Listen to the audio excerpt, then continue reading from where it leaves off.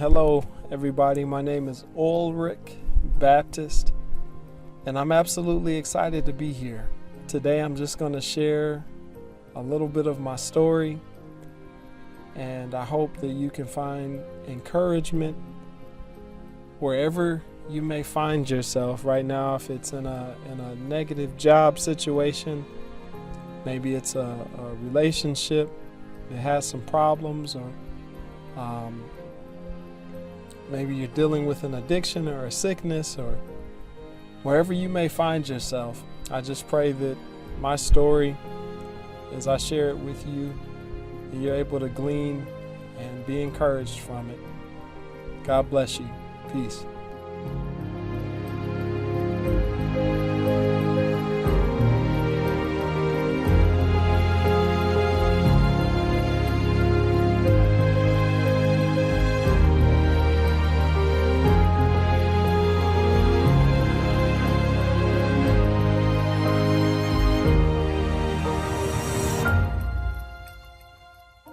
Greetings, everyone.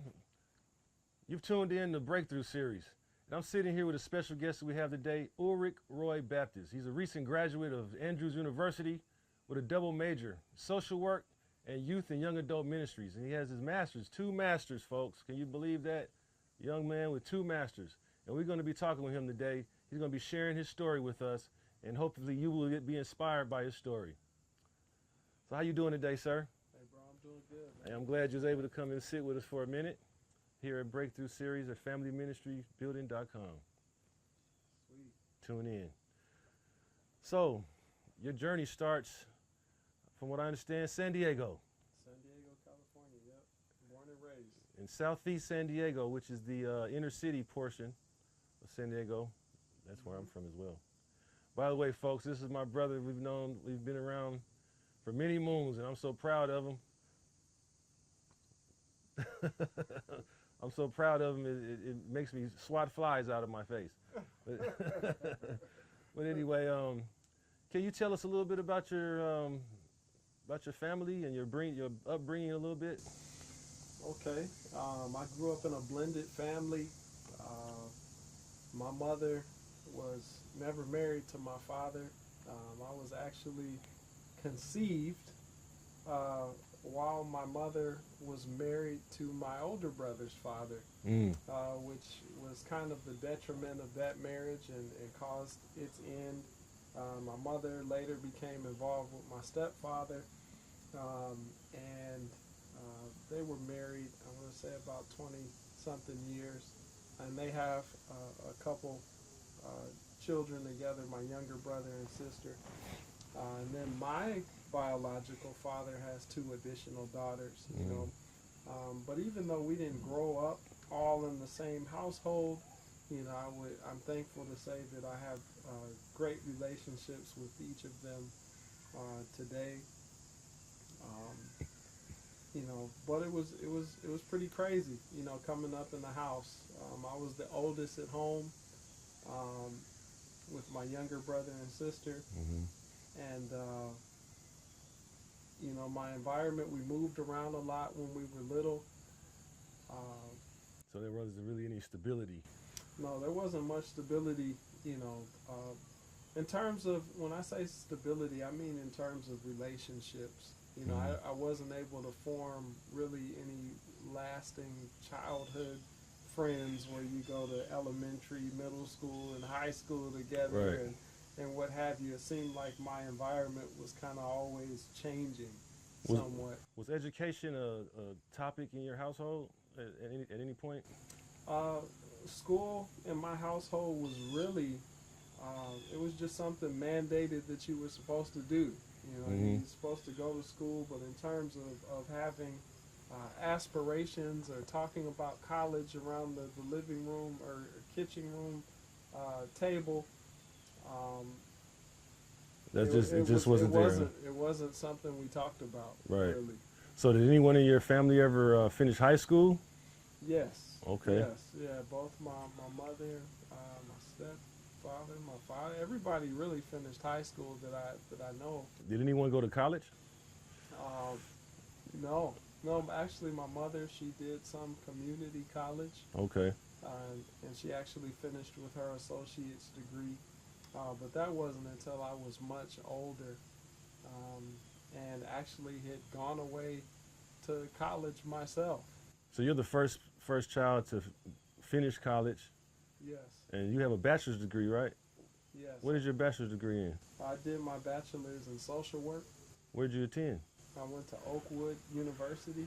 At Oh, the time, okay. it was Oakwood College. Actually, Wow. I am the last graduating class of 2007, that graduated under the banner Oakwood College. And then immediately the year after, they got their university ship and Right. became Oakwood University. Wow. So what'd you do after you graduated from Oakwood? Well, after finishing Oakwood, I received a full scholarship to Western Michigan University, and it was just a really crazy situation how that happened. I had been applying to graduate schools all over the country, and I was very excited and motivated towards doing a master in social work immediately after. Unfortunately, it seemed like none of the schools I was applying to, like my application was being received or processed in time, or it just was a number of issues. And I got this update from my department chair, and this is just before I finished at Oakwood. And he said that the chairman from the Blindness and Low Vision Studies program at Western Michigan University was going to be coming down to our school, and he was going to be sharing some information. He had never been to our school before, and this was his first time. I wasn't going to attend this talk, but I remember having a conversation with my wife, and she said, "You should just go and check it out." So I did, and I was absolutely blown away by what I heard there. I got his card. One thing led to another. They offered me a full scholarship to go to Western to do my master's, my first master's. So was there any challenges that you encountered at Oakwood, for instance, of having having any family in college? Did you find it challenging? I did. I can remember my very first week at Oakwood. I can remember going into the library, and I can remember walking in there, and I remember just seeing all of the books, and I can remember thinking in my mind, I'm going to have to write papers. I'm going to have to do research projects. I'm going to have to, and I can remember just feeling this heavy weight, this burden, and I can remember praying and asking God, am I going to make it here? Do I have what it takes, to be sustained and to be successful while here? And one step at a time, one day at a time, God took me through that journey and proved himself, to be strong in my life, and encouraged me and equipped me with what I needed to make it through that portion of the journey. Okay, so when you went to graduate school, how did you feel when you went to graduate school? Did you foresee any challenges at that point? Actually, I did, because let me first say, coming from California, it's a very diverse place. I grew up with everybody. I went to school with everybody. When you say everybody, what does that mean? When I mean whites, blacks, Hispanics, Filipinos, like all of us were together, in school. And when I went to Huntsville, Alabama, where Oakwood University is located, it was a huge culture shock for me. It's a historically black Christian university. I can count on one hand how many teachers I had growing up that looked like me, that in my vision from when I was just a youngster going and matriculating all through school was really limited in terms of what I could do, where I could go, and what I could become. Because I only knew a handful of teachers that even looked like me, or people that I really saw in my eyes as being truly successful. Right. And so when I went to Oakwood, and all of my teachers, or most of them, I won't say all of them, but a good portion of them were African American. They're doctors, they're successful, Did you find it intimidating? I did. I did find it intimidating at first, but then at the same time, I found it to be almost a rebirth or a rejuvenating experience, and I felt like it really raised my aspirations of what I could do. Right. And they were very committed, to educating us. They pushed us. They spent extra. Many of them made major deposits into me, was spending time after class or giving extensions on assignments. So you needed a whole lot of extensions? I did. I did, but they was there to help you. They helped you out pretty good? Yes. Yeah. That's beautiful. Well, how about your master's studies? I know that you said you went to Western Michigan, correct? Yep. And you just graduated from Andrews University with Yes. your second and third masters. Now, what made you decide to go and get a second and third masters? Well, I was working. I was working after I finished Western Michigan University. I worked with the VA Medical Center in Chicago. I worked for a nonprofit in Pensacola, Florida, also in West Palm Beach, Florida, and also in Minneapolis with VA Medical Centers in West Palm Beach and Minneapolis. But it was a very rewarding experience working with the blind and low vision population and of veterans specifically, and I was able to work alongside many great professionals. I enjoyed what I was doing. I had a great salary, great benefits from my family. So what inspired you to go to Andrews and to pursue a second and third masters when you already had one? What's the point of going to get a second and a third one? While I was working with the VA Medical Center, I've had an opportunity to work with a few of them. I was enjoying the work that I was doing. My salary was going up every year. I had great benefits from my family. I'd be sitting at my desk after a work day of working with the veterans, and I'd be updating medical records and things like that, taking my notes for the day. And I would feel this burden on my heart, like God had been calling me to do something more. I started feeling this feeling day after day, like there's something more that I'm supposed to be doing. So I spoke with my wife about it. The two of us started praying and just really seeking the Lord. A series of events began to unfold in our lives that seemed to be opening the way for me to transition into furthering my education. We stepped out in faith, and it didn't come easy. It wasn't received with the greatest amount of acceptance. So following God's call comes with a little tension. Came with a little tension. It actually came with a great deal of tension. If anybody is married, you know that in many scenarios you may not have the most ideal relationship with your in-laws. Right. I have very traditional in-laws that are very much so in support of the traditional. The man is the breadwinner, the provider, So you answering God's call was kind of what is going on here? Yes, especially because my wife and we have 5 kids. 5 kids. 5 kids. Wow. So you've been able to go to school, get an education with 5 kids. You're young with traditional in-laws. What about your mother? How did she support it?